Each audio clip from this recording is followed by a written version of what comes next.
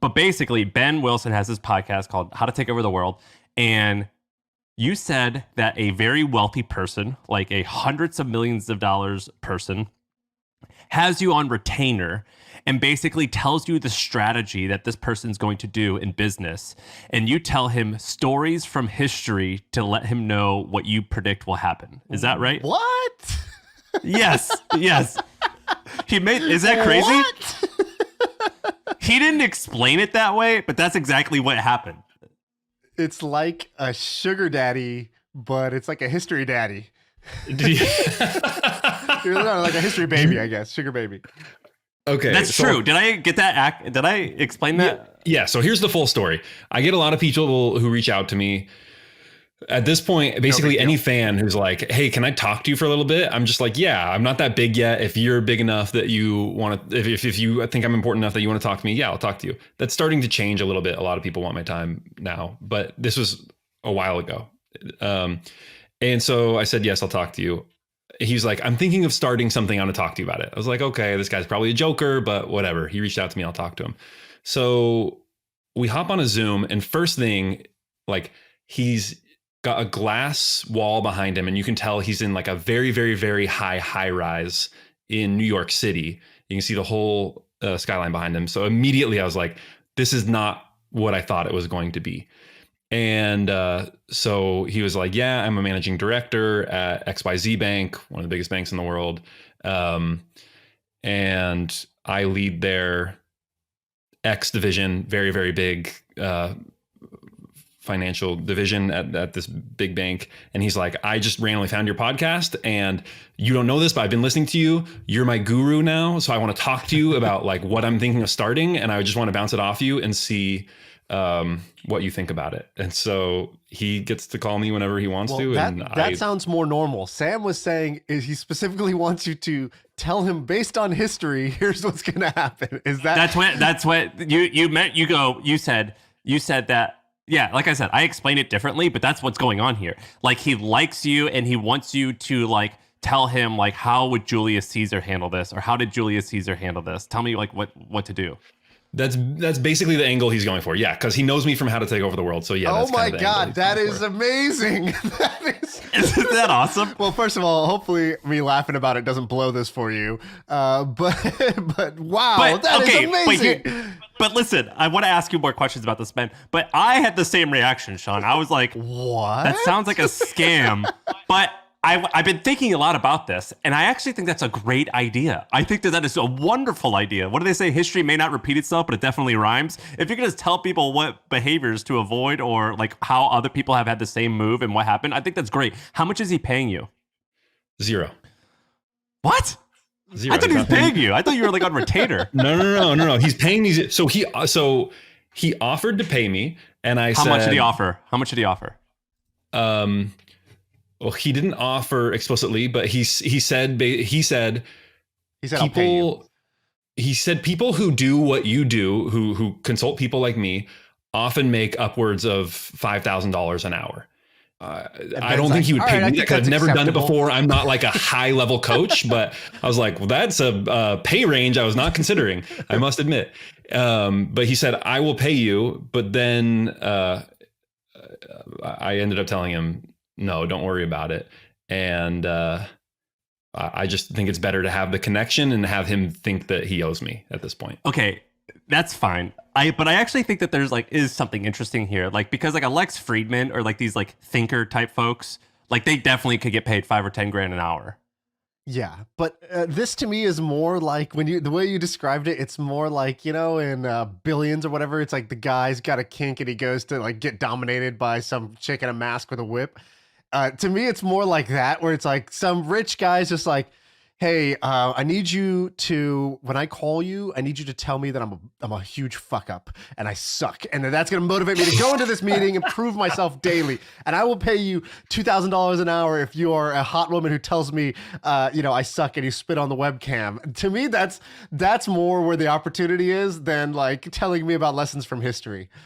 No, this is good because it's like, let's say that he's like, I'm working on this thing. My opinion of it is this, this, and this.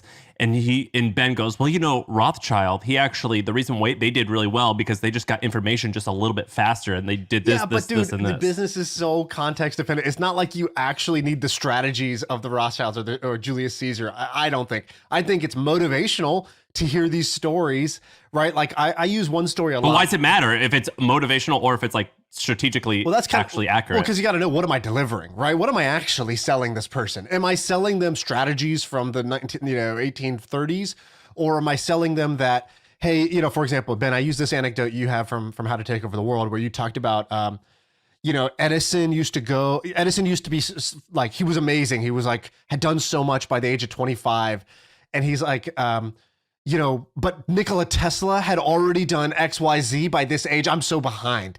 And even though he was the greatest inventor of our age, he personally felt behind because he was comparing himself to someone. And then he read that Julius Caesar used to go look at a statue of Alexander the Great and be like, what the fuck am I doing with my life? Alexander the Great already ruled, the world by now.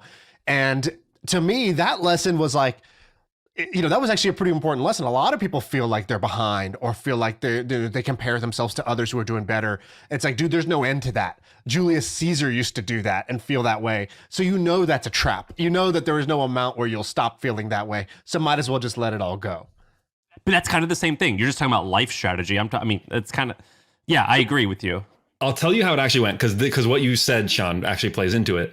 That he said, I'm thinking about starting this thing.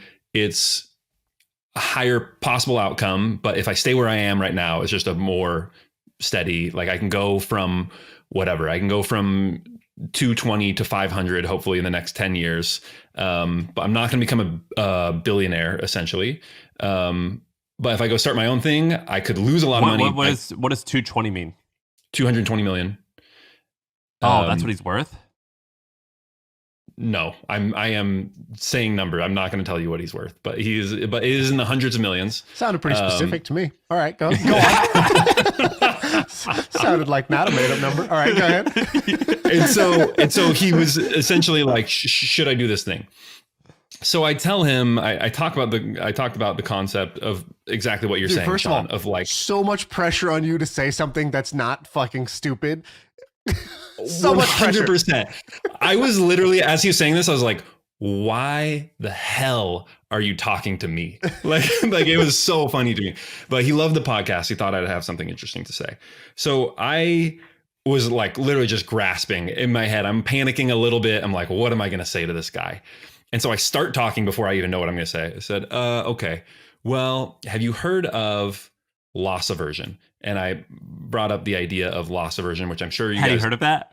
He hadn't heard of loss aversion. So I explained to him a little bit what loss aversion was. Explain it for somebody who's listening who doesn't want to go look it up. So a loss aversion is the idea that that you value not losing your money more than you value gaining money.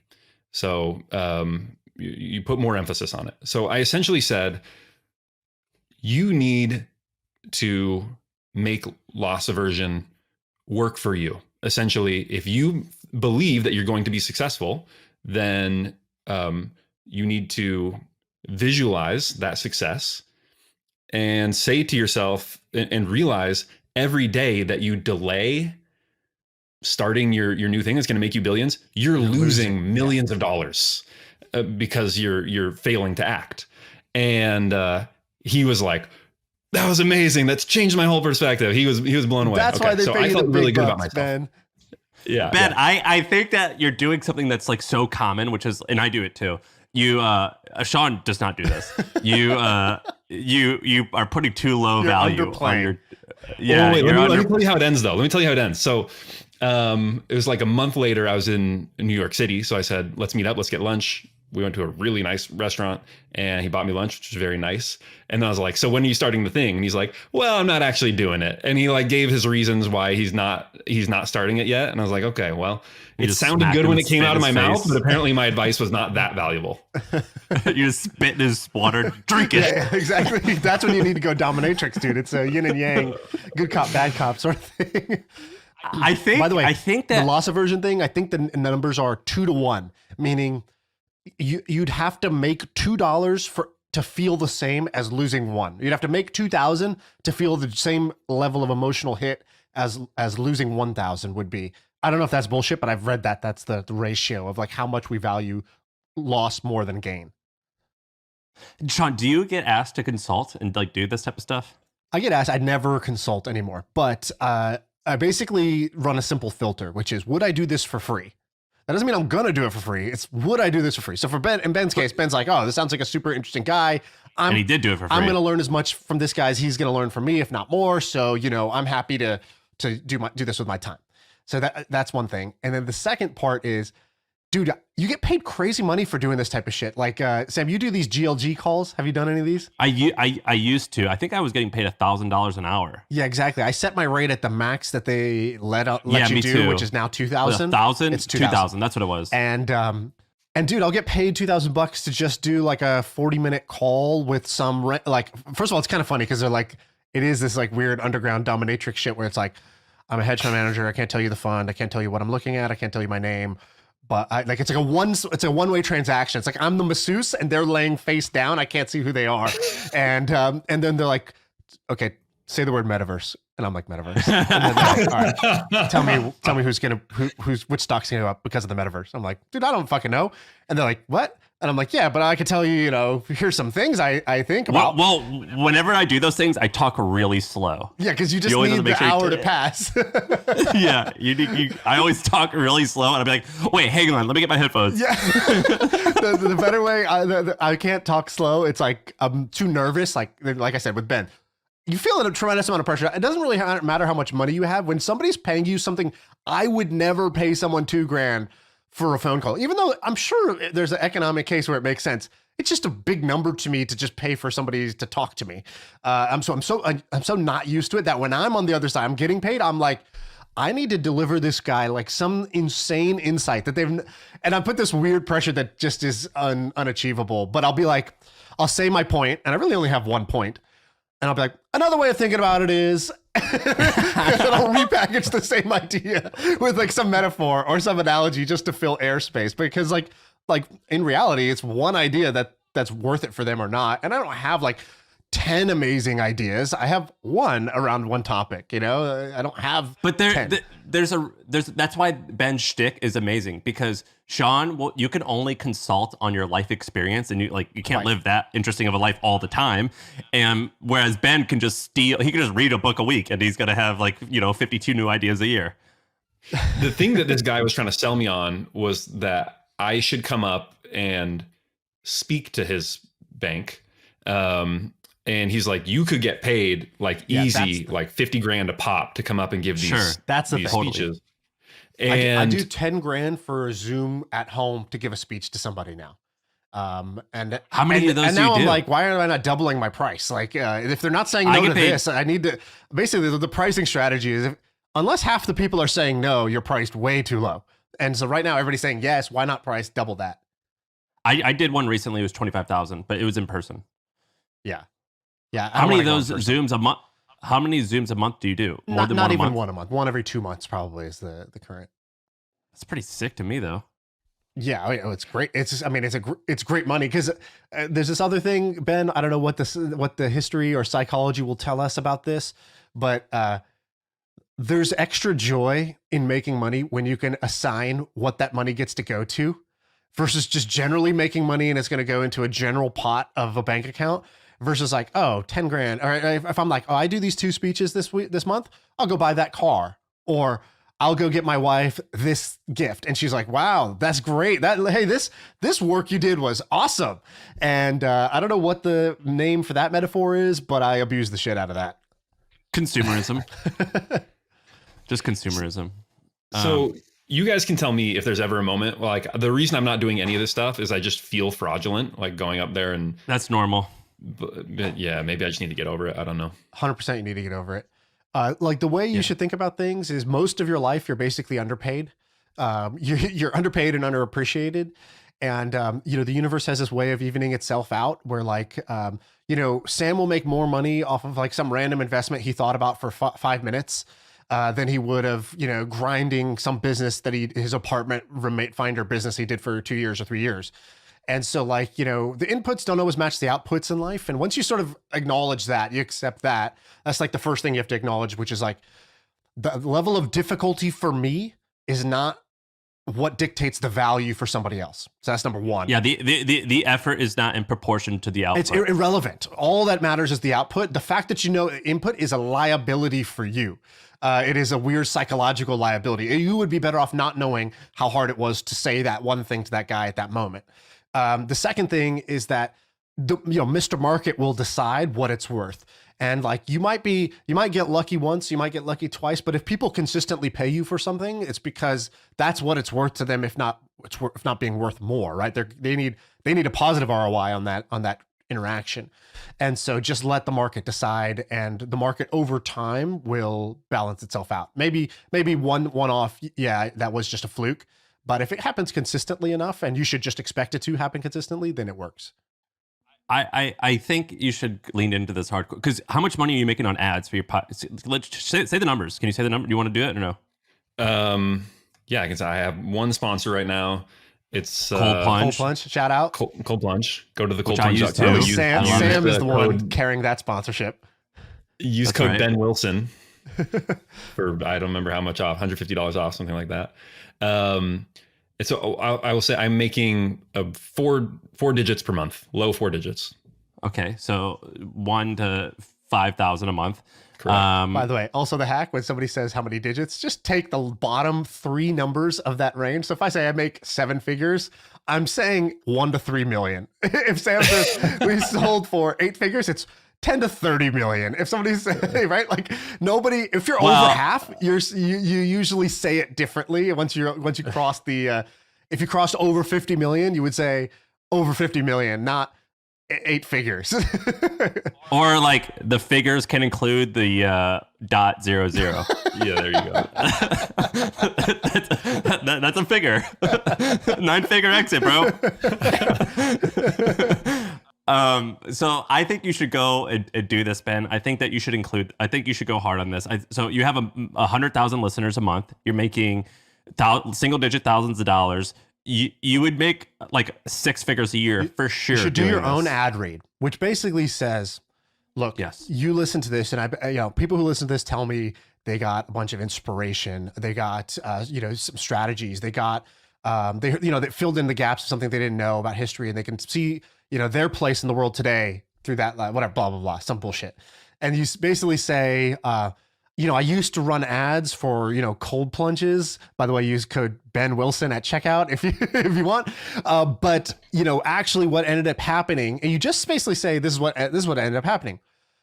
Companies started hiring me to come in and talk to them about lessons from the greatest blah, blah, blah in history. And it's motivational for the executive team. It's a great addition to any offsite, blah, blah, blah. And so that actually ended up making me more money than the ads. So if you're interested in that, you should contact me, blah, blah, blah. I bet if you do that, you'll get one of these a month, and it will quadruple your current ad revenue for the month. Dude, you got to do this, man. You got to do this. Okay. Next month, we'll do another segment in Ben's first million and see how it's going. You can make it as simple. So my best friend Neville Medora, he has these things that he calls consults. And if you go to his blog, like copywritingcourse.com/consult, there's just like a checkout page, and it's $1,000, and you booked 1 hour with him. And you pay, and then you just like select on Calendly, and then every like Tuesday and Thursday from like 9 a.m. to like 1, he just knows that he just call those. That's his call time.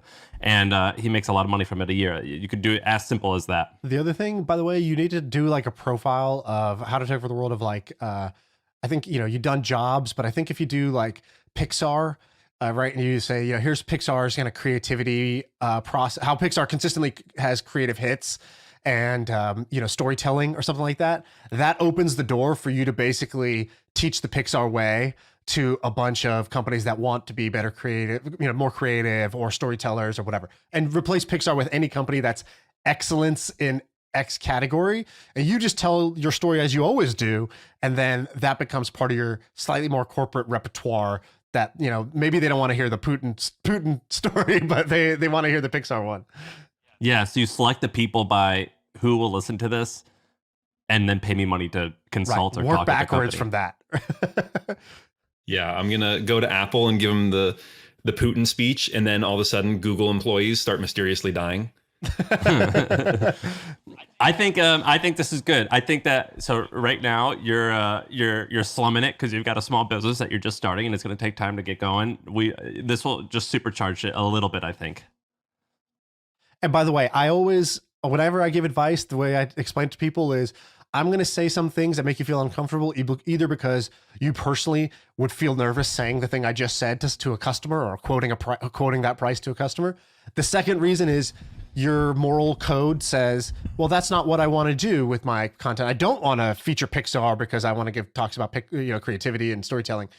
Okay, cool. I'm just telling you, if you crank the commercialization like sellout knob to 12, here's what you could do.